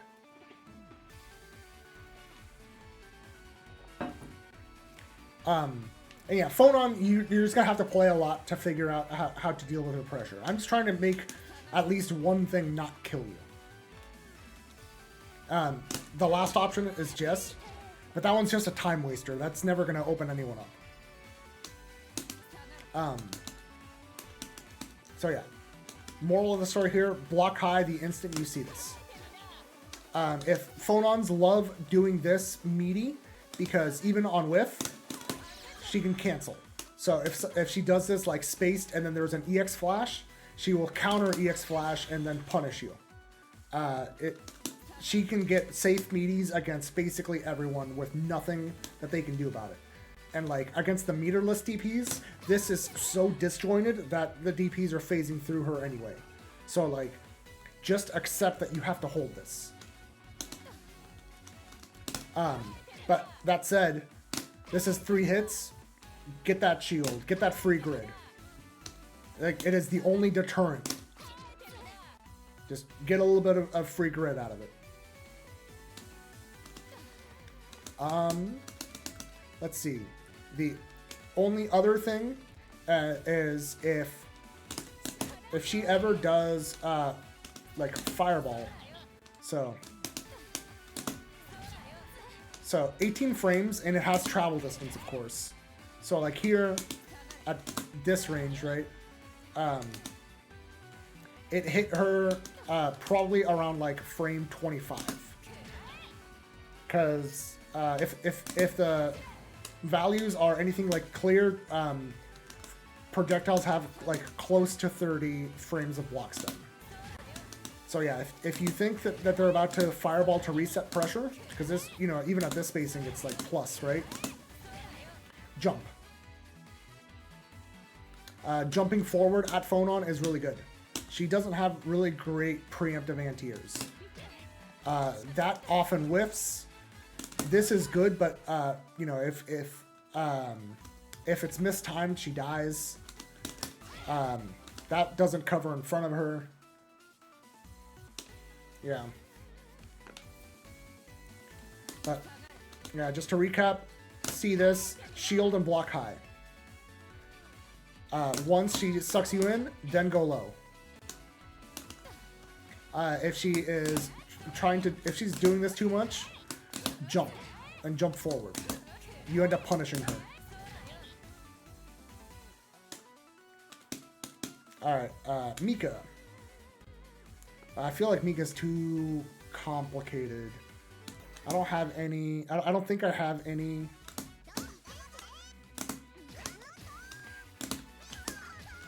Like, that's the only one I can think of, but it's... I don't know if that is still real in this game or not, so I'm going to leave it out. In past versions, this was a 50-50 of whether she did this or that. And I don't know if that is reactable yet in this version, but just be aware that it might be a thing for her. But it dies to most 2Bs. Let's see, reversal actions. We're just going to do a crouch B. Most 2Bs. Yuzu's does not work for that, but like a lot of characters do. Yeah, see, it whiffs, and then you can whiff punish. The 2B makes the just makes it whiff entirely. Even if I stay in front. See. So like that's the only thing I can recommend with Mika. But like I said, I don't know if this is a true 50-50 in this version.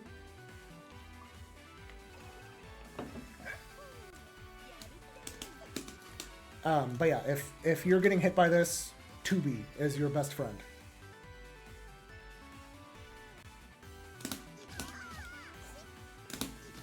I mean, you can do this to like frame trap the 2B, but that is death on block.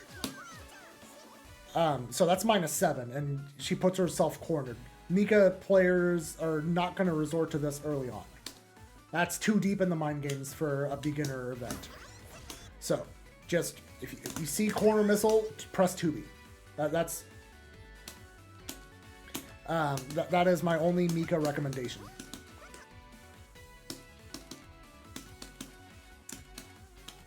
Wagner.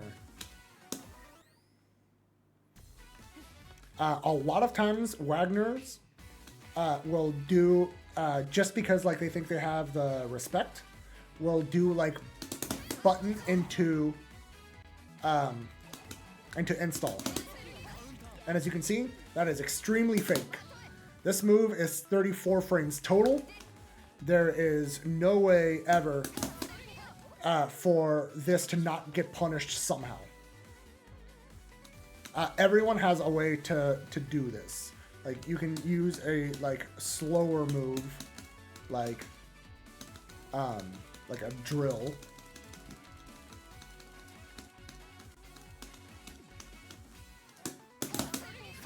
Punish.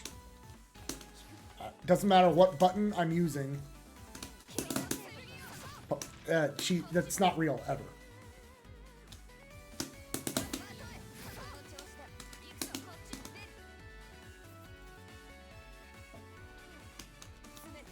So, yeah, that's pretty much it for Wagner. Just be aware that sometimes they'll try to sneak a free buff, and don't let them.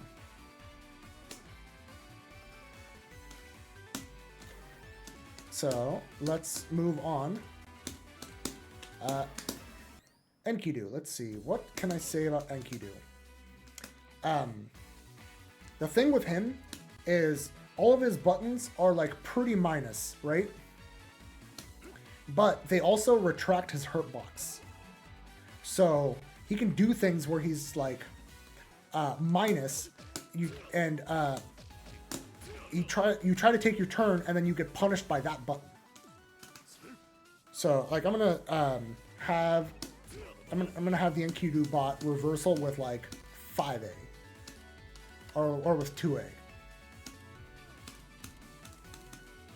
All right, so you are gonna get whiff punished by that. Like he's minus, doesn't matter, because this move retracts his whole hurt box. So if an Enkidu is showing that in minus unblocked situations, your answer isn't to press a fast button. Your answer is to press a big low. So instead of mashing out with your fast normal, press 2C. Minus situation, doesn't matter.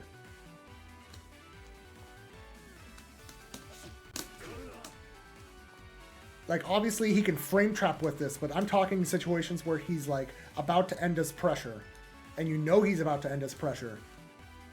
Be aware of this and press a sweep.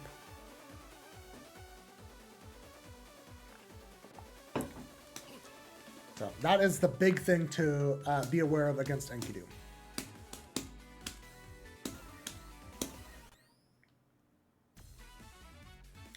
Oh, I'm going to actually backtrack real quick to Wagner, because I forgot one key thing to remember. So, against a Wagner that does this, if you have meter and you don't really currently care about it,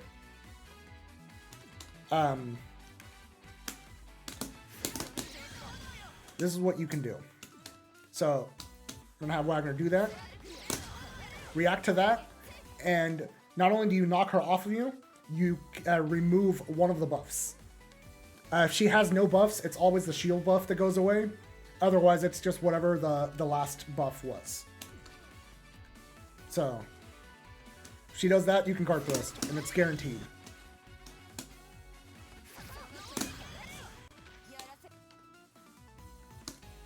And the reason I remembered that is because the thing I wanted to share about Landrekia is if he does, if he wants to reset pressure, like after like using up the all three, like that. If he wants to reset pressure to be plus again, you can guard thrust that. So, what is it? So as soon as you see the EX flash,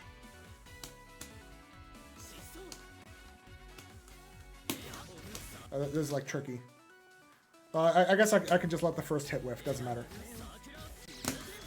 You just hit him off you.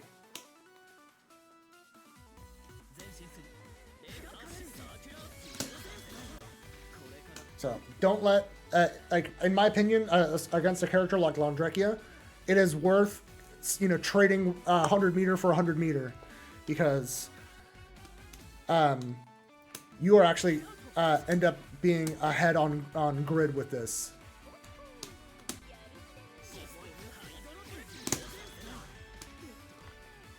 Like, because you knock him down and then you move forward and then you'll end up getting grid. So that is my advice against Landrekia early on. I could not give you good beginner advice against the new characters just yet. Yeah, it also gets rid of the ice debuff. That is a really, really good point.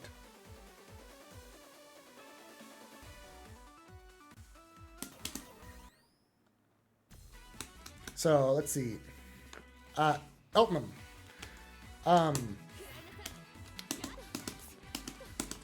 The really big one, I mean, so this one I'm gonna just give out to the Yuzu players, because this one is like, not a lot of the cast can do this, but like if you have a long range option, this is for you. Like Wagner can do this with like drill. Like if you have any like far reaching fast move, I recommend this. So if Eltman is doing the ricochet shot, sometimes it whiffs and sometimes it doesn't, and it's because she has two different trajectories that she can do, right? So if you walk back at the timing where the ricochet would connect with you and then buffer your forward moving move, you will block if it would connect with you, and then you whiff punish if it doesn't. So I'm showing that against the first one again. So, right? Punish. And if she does the second one, so I'll let that one whiff, right? Doesn't. I block it even though I buffered my special. So, Wagner can do this with like 236A. I'm sure Hyde can do it with like a 66C. Like, figure out what like fast horizontal option your character has, and you likely can like fuzzy mash on the ricochet and get whiff punishes. So just be aware that it is a really, really good option. Let's see. What other things could I do for Eltman? Just she is. Oh, actually, so this move really, really good, right? It is insanely far for a 13 frame sweep, but the hitbox is actually pretty poor in the vertically.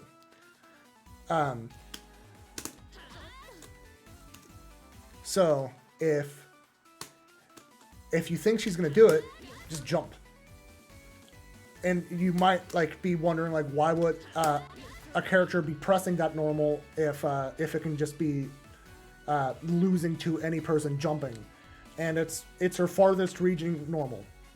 5C doesn't reach that far. Even her like this doesn't give a good reward.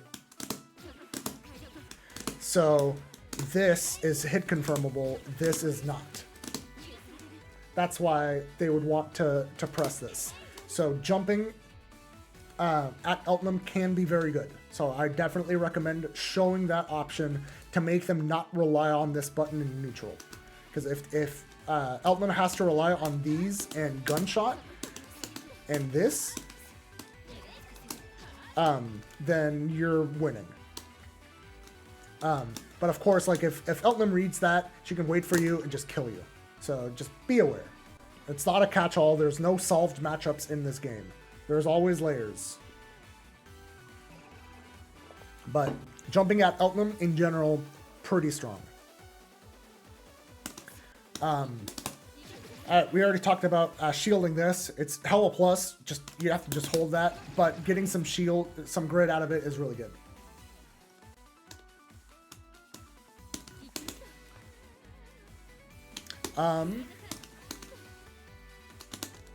Yeah, I think that's about it for like really basic stuff.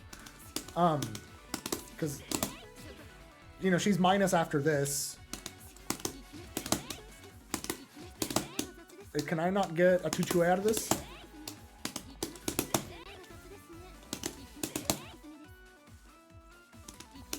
Nyan Nyan World, I know you're a Eltman player. Can I not cancel 6-6C into 2-2A? Might be only into 2-6A.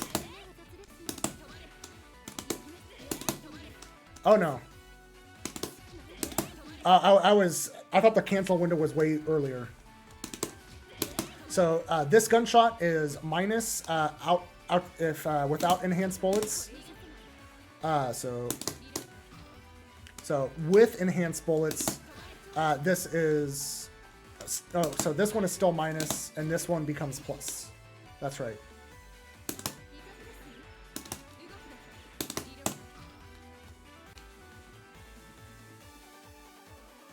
So yeah, if Eltman does this, she's minus, but you're essentially back to neutral because this is like, you know, not a bad spacing for either player, even if one person is minus. But only the multi-hit of that is actually pretty plus. This one is minus. That one's minus.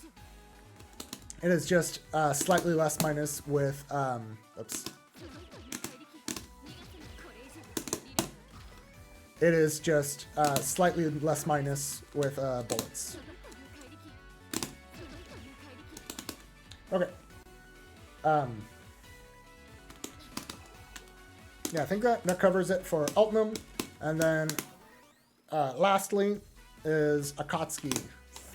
So this guy, the main thing that you are going to get destroyed by is his Beat Tatsu.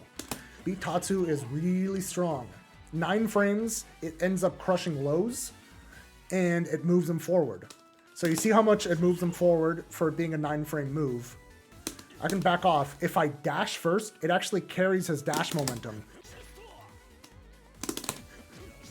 So he can end up covering a really fast, a really long distance off of not a whole lot of frames.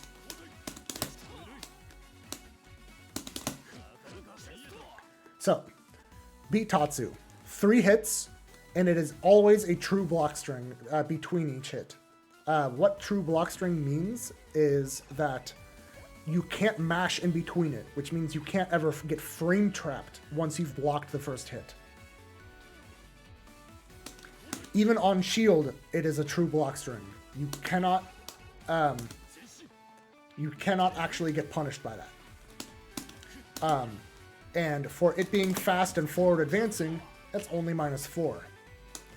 That said, if you shield if you green shield the second hit, it ends up giving you the shield frame advantage on the third hit.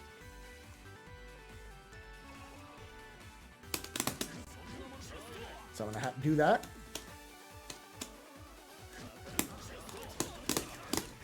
So, if you shield it, you can punish.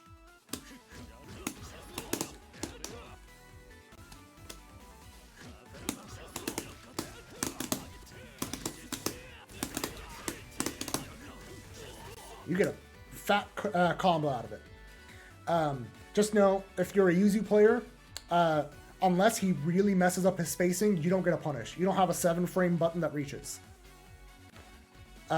But everyone else in the cast can punish it. If you're an Akatsuki player, Dash Tatsu, incredibly good against Yuzu, just because since she can't punish it, there's like no risk. At least there's no risk of her doing anything to you on reaction. So before I go and write off beat Tatsu as like, oh yeah, just punish it every single time, he can just do that. A Tatsu, -2. So if Akatsuki does a Tatsu and you ended up shielding it, you can get grid broken.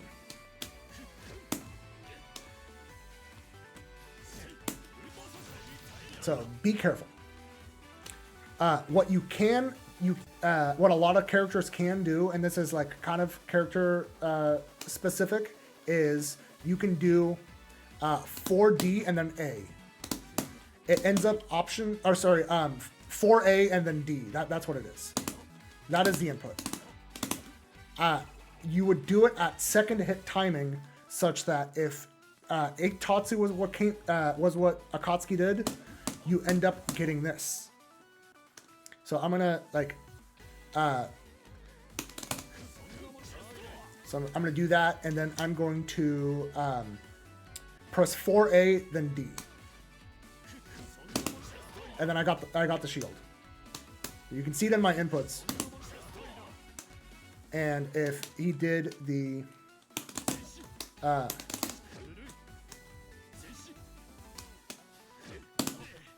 I did 4AD and I still got an A button.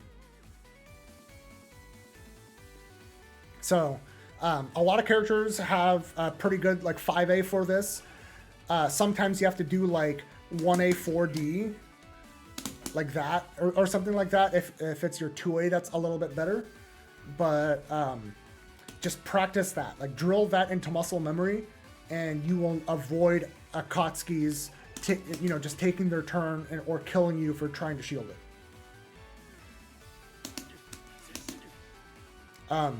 But I think that is it. We have covered common knowledge checks for like the entire cast, and that is all I really wanted to do today, because I wanted to keep it a pretty short stream, because it turns out talking a lot for many hours a day makes your voice tired. So I'm going to go ahead and send you guys somewhere else so I can rest my voice for tonight. And then I'll be back tomorrow for a short stream, but then I have to pack and get ready for Frosties. So don't expect too long of a stream tomorrow.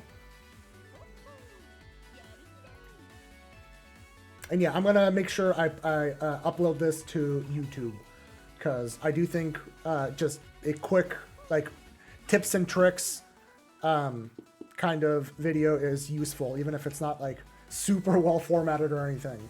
If you end up going through it, just make sure that you like scroll through the bar until you see the character you want some basic tips on, and then you'll be set. So I am going to send you guys to a non-assay lab monster, my guy Cheesy. Cheesy has been playing a long time, and he has a really methodical way of finding tech for non-assay. He will find the setups that are like frame tight and are like nearly impossible to get out of if you haven't done your homework.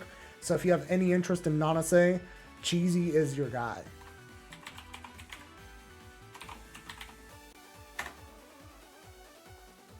All right, thank you all for coming by. I'll be back after work tomorrow.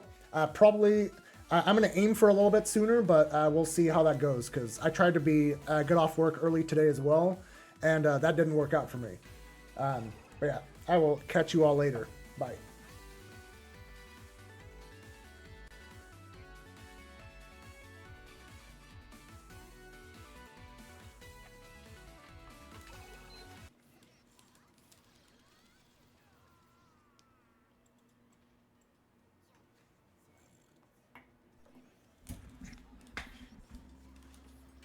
Thank you, Ruth, for the